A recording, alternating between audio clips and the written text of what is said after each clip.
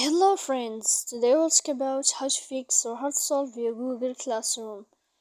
To know how to fix or how to solve your Google Classroom, you should just go to settings. After that we click apps, default apps, app settings.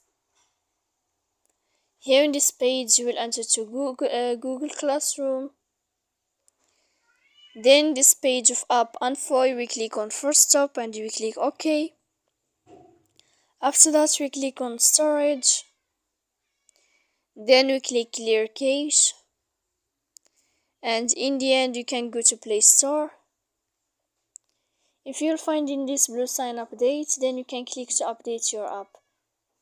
So please don't forget to support us by like and subscribe. See you next time in another video, and thank you for your attention and your watching.